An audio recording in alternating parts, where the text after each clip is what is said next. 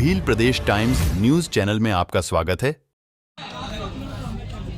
कि हमारे राजस्थान से भारत आदिवासी पार्टी की तरफ से 3 विधायक राजस्थान के अंदर पहले चुनाव में गए, और जब सांसद के चुनाव थे बाई इलेक्शन के अंदर बागीदोरा विधानसभा की जनता ने मुझको जिताकर अपना समर्थन देकर राजस्थान की विधानसभा के अंदर भेजा। पार्टी की तरफ से हमारे 3 विधायक सीनियर, 2 विधायक सीनियर और अनिल जी जो मेरे साथ बाद में आए। मैं वहां पर भी विधानसभा के अंदर भी जब हमारे साथियों के अंदर बोलने की बात आती है तो मैं सब साथियों को समझा के बोलता हूं कि आप सब तीनों पहले बोल लो, मैं बाद में बोल लूंगा।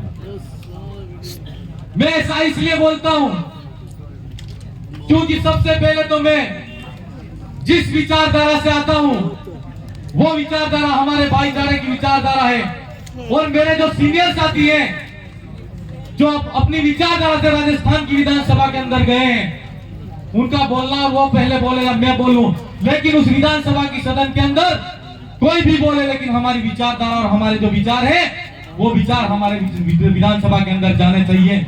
मात्र इसके लिए मैं बोलूं या वो बोलूं वो महत्वपूर्ण नहीं है। लगभग मैं इस मंच का अंतिम वक्ता हूं और विधानसभा के बाद में विधायक बाकी हूं, विधायक लास्ट हूं ना, बाकी सामाजिक कार्यकर्ता बाकी है। मैं सभी साथियों से कहना चाहूंगा कि दादा भंवरलाल ने आपको बहुत सारी बातें बताई, कई विधायक साथियों ने आपको बहुत सारी बातें बताई, और आज इस भील प्रदेश की लड़ाई में मध्य प्रदेश, गुजरात और राजस्थान तीनों राज्य और सौराष्ट्र को मिलाकर एक अलग राज्य बनाने की मांग की जो लड़ाई है वो दिलीप सिंह जी बुरिया ने पहले की, सोमाबाई डामोर ने की, और यहाँ पर जो मानगढ़ धाम जो हमारा शहादत का जो स्थल है उस जमीन पर गोविंद गुरु महाराज ने भी इस लड़ाई को शुरू किया था। तो ये हमारे पूर्वों की लड़ाई है, इस लड़ाई को पूरा करना है। तो मेरा तमाम साथियों से कहना है कि 17 तारीख मानगढ़ धाम जो भील प्रदेश संदेश यात्रा है, उस यात्रा को जब भी मानगढ़ धाम की धरती पर आए तो राजनीतिक विचारधारा हो, चाहे धर्म की बात हो, आपसी अपने घर परिवार के अंदर मनमुटाव हो, ये सभी बातें भूलकर इस दिन हमको यहाँ पर आना है। साथियों, हम राजस्थान की विधानसभा के अंदर जाते तो विधायक साथियों ने हमारे ये भील प्रदेश की मांग हम लोग करते हैं तो हमारे कई विधायक साथी कहते हैं कि जय जोहार क्या होता है। तो साचौर के एमएलए साहब हैं, जब मैंने उनको ये बताया कि सबका कल्याण करने वाली प्रकृति की जय, तो उन्होंने बोला यार ये तो किसी के विरोध में ही नहीं है, तो किसी धर्म के खिलाफ में नहीं है, तो हमको गलत क्यों लगता है। और जब हमने बोला कि भील प्रदेश के अंदर साचौर जालौर से लगा के भीलवाड़ा का जो इलाका है वो आता है, तो वो माननीय विधायक क्या कहते हैं कि अगर अलग भील प्रदेश बनता है तो हमको कोई आपत्ति नहीं है, लेकिन हम भारतीय जनता पार्टी के टिकट से चुनाव लड़ते हैं, इसलिए हम आपके भील प्रदेश का समर्थन नहीं करते। मेरे कहने का मतलब समझना कि इस क्षेत्र के अंदर बीजेपी और कांग्रेस से जो लोग लड़ते हैं उन लोगों को अपनी पार्टी का टिकट का डर है, इसलिए उस विचारधारा के व्यक्ति हमारा समर्थन नहीं करते।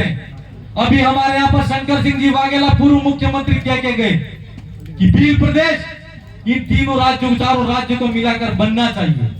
यह पुरखों की लड़ाई है और ये हमारे आने वाले भविष्य के अंदर हमारे बच्चों का अगर सपना साकार करना है तो हमारे ये भील प्रदेश बनना चाहिए। और भील प्रदेश क्यों बनना चाहिए?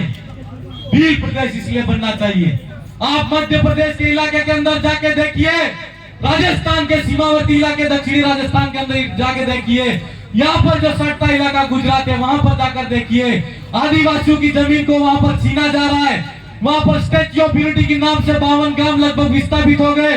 बांसवाड़ा जिले के अंदर एमपीसीएल के नाम से लगभग बहुत सारे 1707 परिवार विस्थापित हो गए। और यहाँ पर आप गुजरात के अंदर जाके देखिए, मध्य प्रदेश के अंदर कई कंपनियां स्थापित हो रही हैं और यहाँ पर आदिवासियों को अलग अलग डिक्लेयर करके इन आदिवासियों को खत्म करने की प्लानिंग हो रही है। जो सरकार के सामने लड़ने की लड़ाई, आप सब संगठन के अंदर जितने साथी हैं, विचारधारा के साथी हैं, उन साथियों को मजबूती के साथ में लड़ना पड़ेगा, तब जाकर यह हमारा जो सपना है वो पूरा होगा। आज आप देखिए कि आज मध्य प्रदेश का इलाका हो, आदिवासी इलाका जितना भी इलाका है, उस इलाके के अंदर हमारे बच्चे को शिक्षा कैसी मिल रही है, हमारे जो माँ है, तो अगर बीमार हो जाती है माँ बाप, उनको अस्पताल के अंदर सुविधाएं कैसी मिल रही है। और जो सड़कें हैं, उन सड़कों का हालत देखिए कि आदिवासी इलाके के अंदर सड़कें कैसी हैं। और आप शहरी इलाके के अंदर शहरी जो इलाका है, आप वहां पर जाकर देखिए, वहां पर सरकार ने कितनी सारी सुविधाएं की है। आज अगर इस इलाकों के अंदर जो सीमावर्ती इलाके हैं, उन इलाकों के अंदर आदिवासियों को जब राज्य का विभाजन हो। Subscribe now and press the bell icon. Never miss an update.